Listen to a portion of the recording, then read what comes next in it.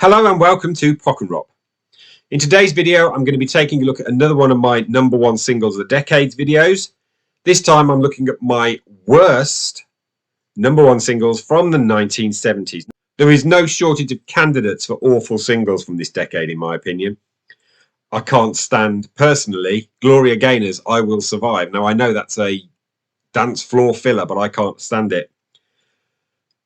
You may know that from other videos I've said I don't particularly like White Man Do Reggae, and Dreadlock Holiday by 10cc is close on an abomination. Grandad by Clive Dunn has much in common with There's No One Quite Like Grandma, in that I can't put it in the top 10 because it does remind me of my grandfather, and the fact that my sister, long before I was born, bought him that single in 1971 and brought him to tears, and I think that's a rather lovely story to hold about it. So it doesn't make my top 10, even though it is a pretty terrible song. But at number 10, I have got Don Estelle and Windsor Davies with Whispering Grass. For those of you who don't know, both of them were stars of the 1970s sitcom It Ain't Half Hot Mum, a show that is nowhere near as funny as memory would have you believe. And the story was about an acting and entertainment troupe in the conflict in Southeast Asia. And Don Estelle was kind of like a bit of a breakout star. He obviously had this #1 hit single, but he's got Windsor Davies chuntering on in the background in his character from the TV show. And it's got very little merit whatsoever. It's not a good song. He sings it okay, but it's a novelty song and not a good one. At number 9, I have placed a #1 hit by an artist who I think is generally really good. Great singer. I own some of his albums. It's Rod Stewart, and it's the abomination that is Do You Think I'm Sexy? I can't divorce this song from the visuals of him in his leopard print tight skin trousers, which are horrible, shaking his butt on stage and singing these awful lyrics of Do You Think I'm Sexy? It's a terrible song, an awful foray into disco by an artist who I generally think is somewhat underrated. Guy who gave us Maggie May, You Wear It Well, Sailing, other great #1 singles, but Do You Think I'm Sexy is definitely not one of them. It's horrible. At number 8, we have the one-hit wonder Depress Fest of Seasons in the Sun by Terry Jacks.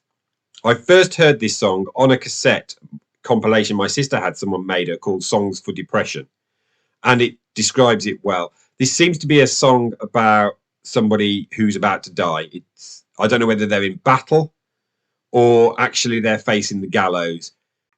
This was revived by Westlife in 1999 and was the Millennium #1 single.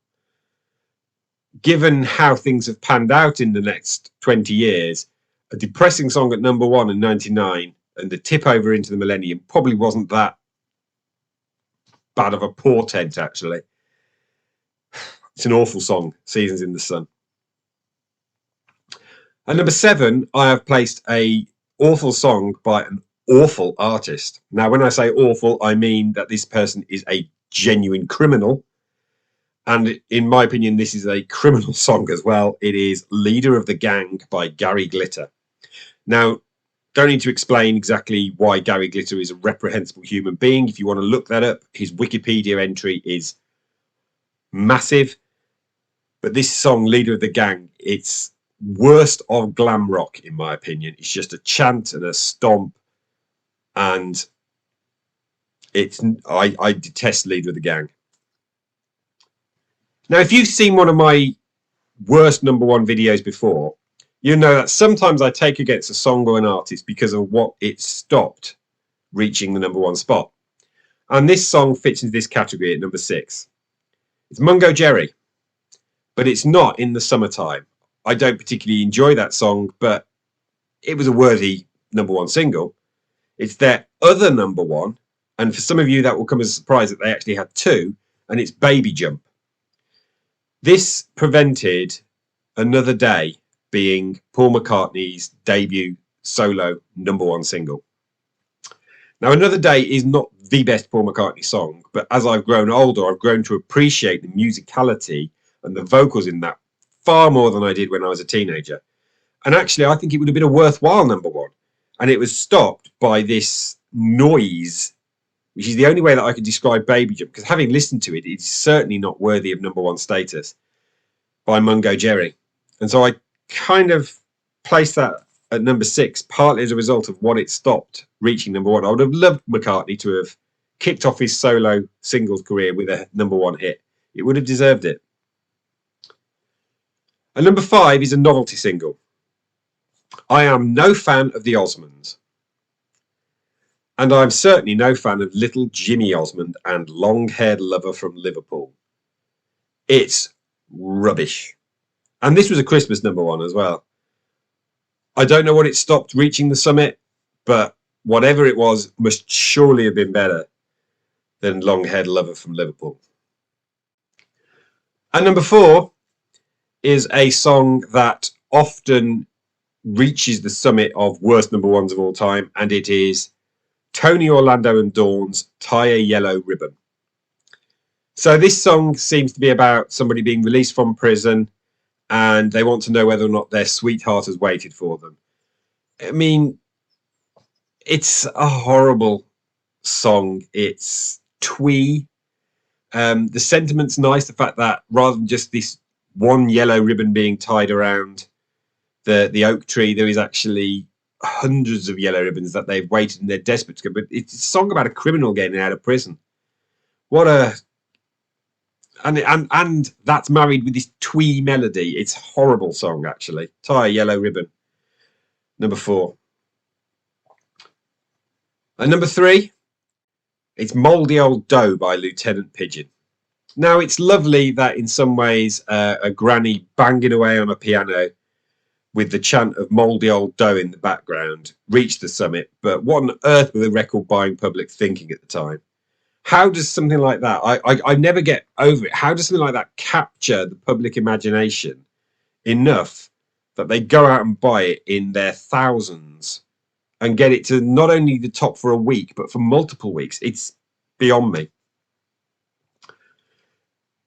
And #2 is a song that I think many people who know me well would expect me to actually put as the worst #1. But there's something worse for me. But at #2 is Village People, YMCA. I have banned this at any disco that I either DJ'd at or that I have commissioned because I loathe this song. I don't like the song. I don't like the dance to it. It's rubbish. I hate YMCA with a passion and would happily see this buried in a box in a graveyard. It's repellent, but it's not the worst 1970s #1. That distinction is reserved for the Floaters and Float On. So this is the song that it's a disco inflected thing from about 1976, and it's spoken word of somebody saying what star sign they are and what kind of girl they like, and it's sexist, it's astrology pap, and it's got no musical merit.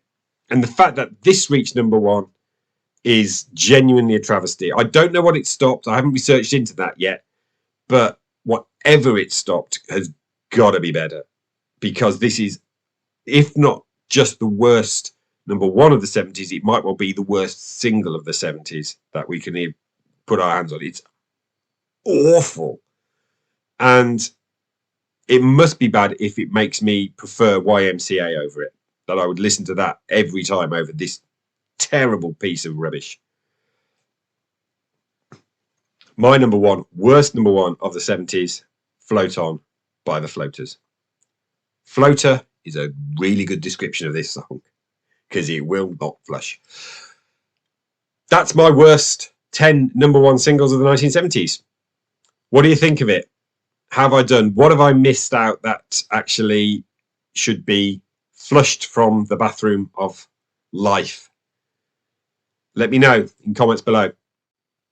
Please remember to like the video, subscribe your friends, and hit the bell for notifications. But until next time, thanks very much for watching. See you then.